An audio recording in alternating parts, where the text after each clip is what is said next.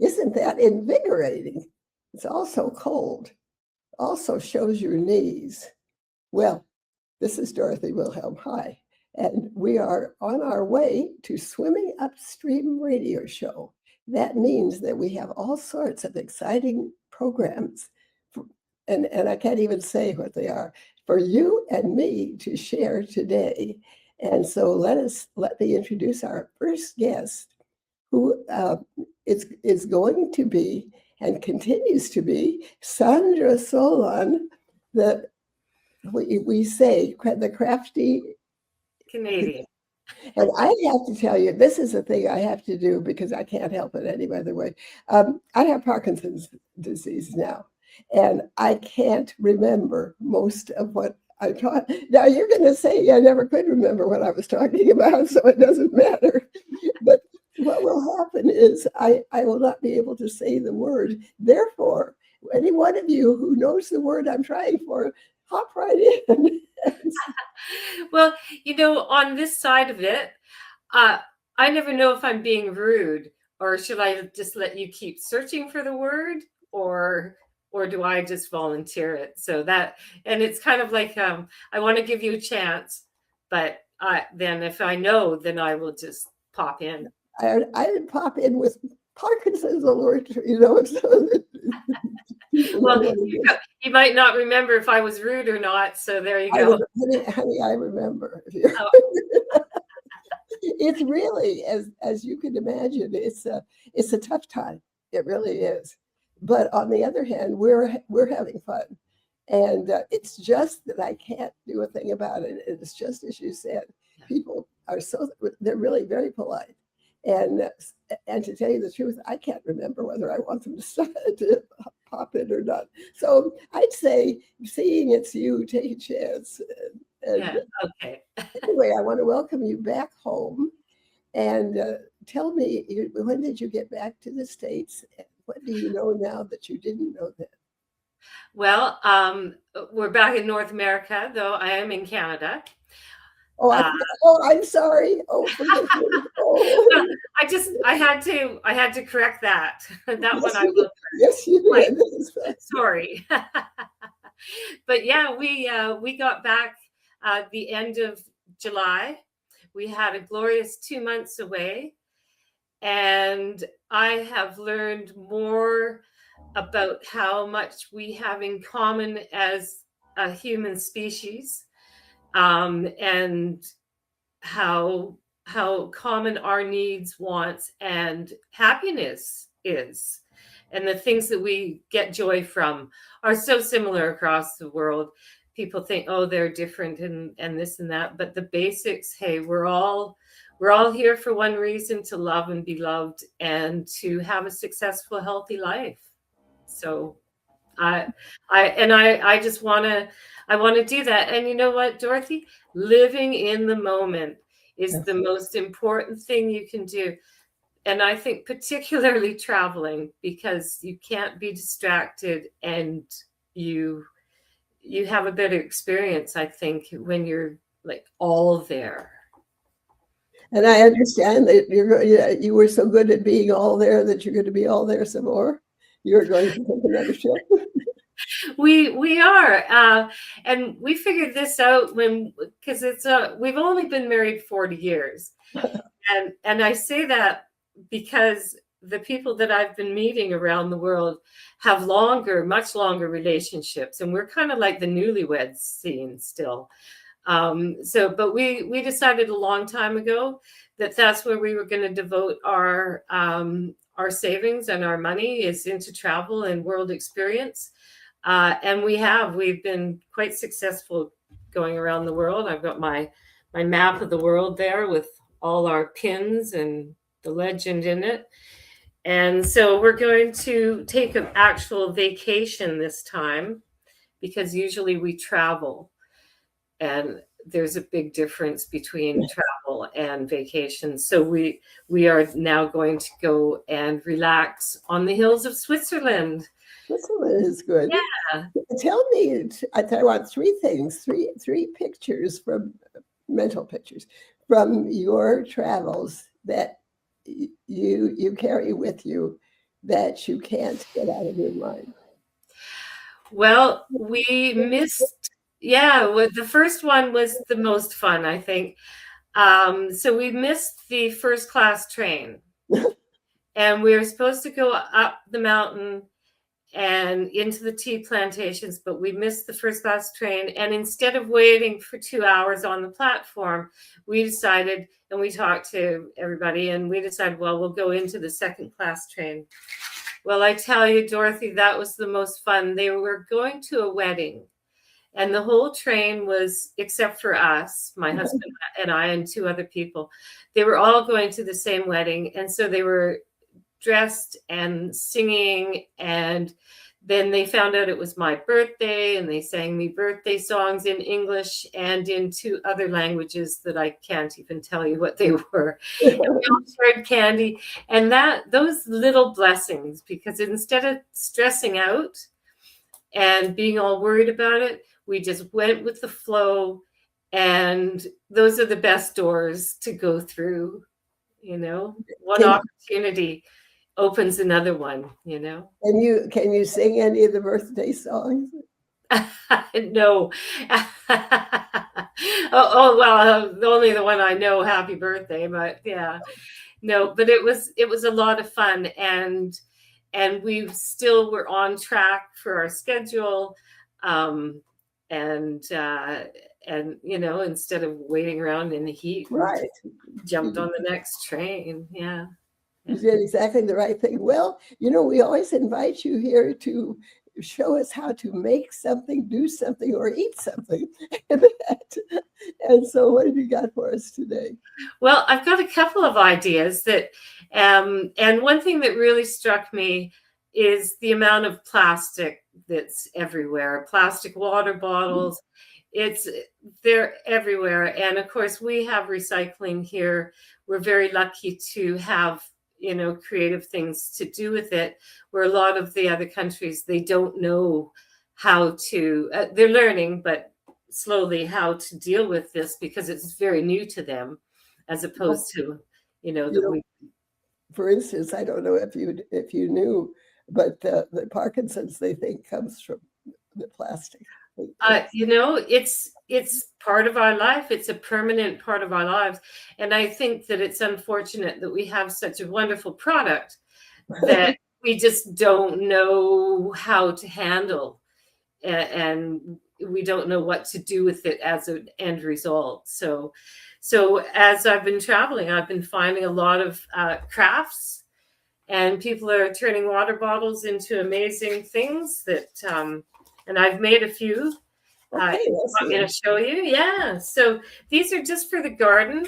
And I've got my kids, and they're between 3 and 12, my grandchildren.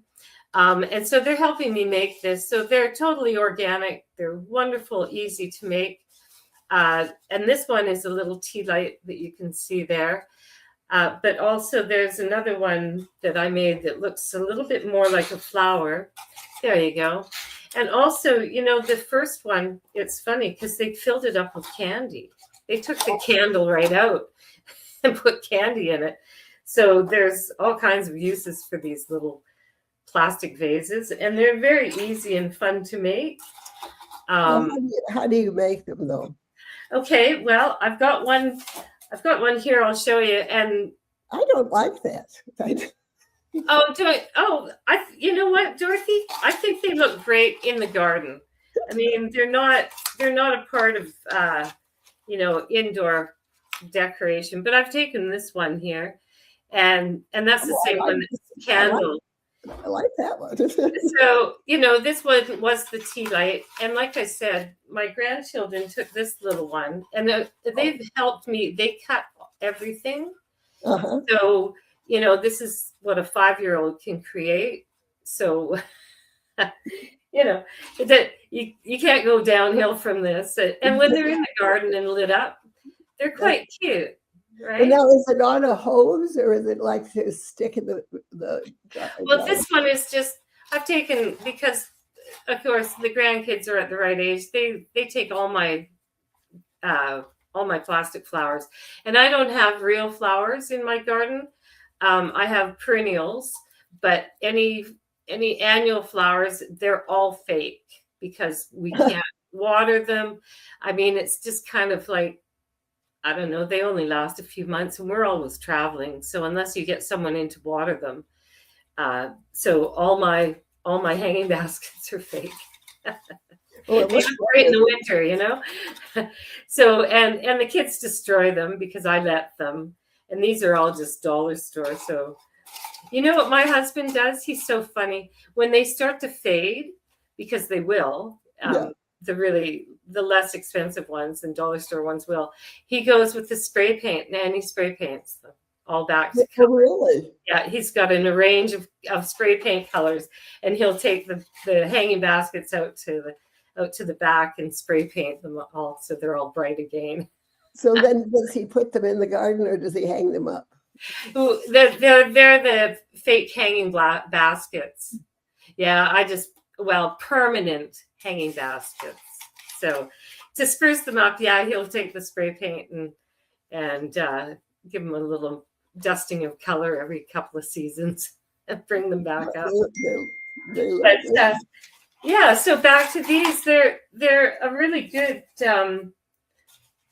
just a good thing for the kids to do. I'm always looking for summer activities, and so I simply cut the bottom of this water bottle off, and and then I cut slices into it to make the petals, and I'm also painting the outside. So instead of making the petals and painting them there, you can see that I'm getting that shine from the bottle. Right. So that's a good idea for, because you'll see this part. And so that gives a better look for the paint if you paint it on the outside of the bottle. And then I'll just show you quickly. You can use a lighter and melt the edges, but it happens really, really fast. And I don't want to do it inside my house because if it does burn, it's not very healthy for me. But you can see how easy, I mean, I'm just doing this with my hand, and you can see how easy the plastic just wants to cooperate with whatever you want it to do. So I use a pair of pliers just to hold it when it's being heated, if I'm using the lighter, or alternately, I use my hairdryer because it comes out nice and hot and it melts the plastic down really quickly, and you can really control it. And again, I kind of set my hairdryer up, and I use the needle nose pliers to hold the plastic while I'm blowing it, or your fingers will get hot. Right? That's remarkable. Now I know. Oh, go ahead. Okay, so and then as soon as you've got it the shape that you want, and of course I would paint and do all of these.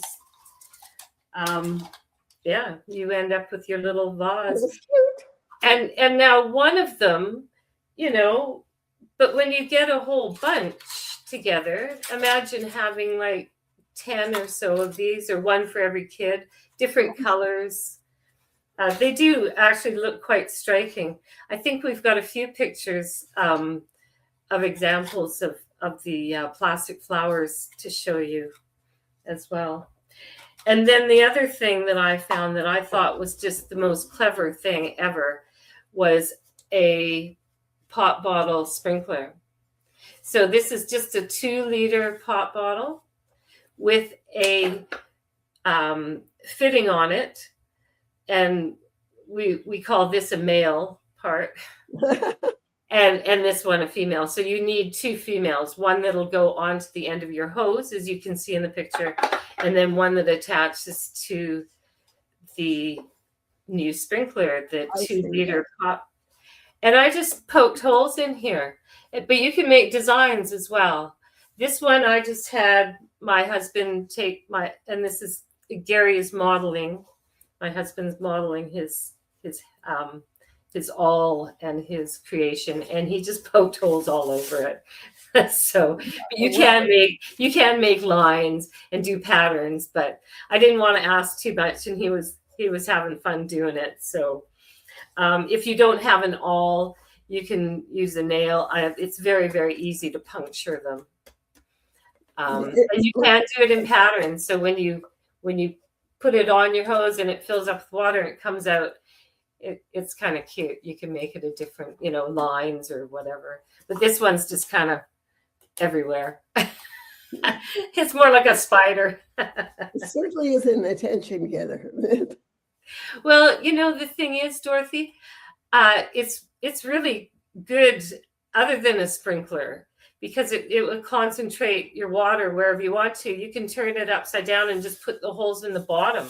Oh. So it's a ground soaker. So there are practical reasons that a sprinkler like this may be the best solution, especially a little garden. And you don't have to use a 2 liter. You can certainly use a 1 liter or a ½ liter water bottle, and just because the mouths are all the same size, right? Now, those are kind of things that you can put in the garden and the lawn, and the kids could run through them. Yeah, exactly. And everybody can make their own sprinkler. And that's good. They would like that. That is always the key. And I figure that most of my grandparenting skills are just management. What can I get somebody else to do? So yeah, as you can see, like this coupling, and this one's a brass. You can get them at your hardware store. They cost about $3 for the brass ones. The plastic ones are amazingly more expensive. Really? I wonder how come. Yeah, I don't know. So anyways, they come in plastic or in brass. And look, they fit every pop bottle, every water bottle. Amazing. Yeah. So do the kids like them to play with it? Oh, yeah. And I let them do all kinds of stuff. Like they do all the punching of the holes. And they decide where it's going to go. And then they can run around with it too, because it's not dangerous. You know how kids want to pick up the sprinkler and take it around. Well, they can with this one. And it doesn't hurt anyone. It doesn't go fast enough or forcefully enough to get in your eye or anything. So yeah, it's lots of fun. Lots of fun. I like it looks like tulips or something like it. Those ones there, I actually saw in a gift shop or a gift kiosk outside, obviously, in Vietnam. And again, you can see how simple they are, but the plastic is your friend because it'll mold to whatever you want to. And of course, they've been very careful how they cut them and shape them and paint them, whereas mine are, a 6-year-old, obviously an artist is doing these ones. And unfortunately, I didn't have enough room. I would have brought one home just to support the idea and such. But I did buy several of their little cakes that they had. So, and we talked about their flowers. So that was a good thing. Yeah. That's a great thing. Well, always fun to have you here. Now you're going next. You've got some others. Oh, yes. This is another one. We went into a recycle shop. So these people have employed students to come in and have creative ways to upcycle anything that comes in. There's bicycle parts. I took a picture just of this one, particularly because it was a plastic. Now that's just the top of a plastic water bottle. And again, they've cut the petals very, very thin. And those are pom-poms on the end of it. Wow. So it's quite cute. Again, the secret that they've got there too is they've painted the outside of the bottle of plastic. So the shiny part is what you see once the petals are in place, right? So you see the shiny bits. So this was a recycled cafe, and I thought that they were kind of cute. But they had bicycle parts, anything that came in that recycled depot. They had about 20 students. And I'm sorry I don't have any more pictures, but you can imagine a big classroom. They had all the tools there, and these were technical students and art students that came in on their own time and tried to figure things out to do with anything that came through the shop door. So yeah, and it does, it warms your heart, because some of the creativity and the ideas, I mean, that's where ideas are born from, aren't they? That's Just really fiddling with stuff. That's really wonderful. So now next month, will we hope to hear from you in Switzerland, or is that too soon? Well, we're leaving the beginning of September, so we've got a month to go. But no, I'm happy to yodel wherever you call me from. Well, I think that's good. No, then we have to have an activity for next month, and then we'll plan on our specials. Swiss. What kind of Swiss? Yes, well, and I'm sorry that we didn't have enough time to go into the other project that I've got, but we can save that one for later and have it as sure. We can do that one for next time. Yeah. You don't want to reveal your how are we to say this? Your well, I can give a hint. How about that? Good. So next month, or next time I get the privilege of being invited on the show, I can show everybody how to make your own wrapping paper with something that the kids are going to absolutely have a smash with. And I can say that literally. Okay. It'll be a smashing good time. We will look forward to it. That sounds wonderful. Thank you so much. Sandra Solon is the Crafty Canadian, and we just can hardly have her on enough. So thank you so much, Sandra. Thank you, Dorothy. It's been a pleasure. You bet. It has.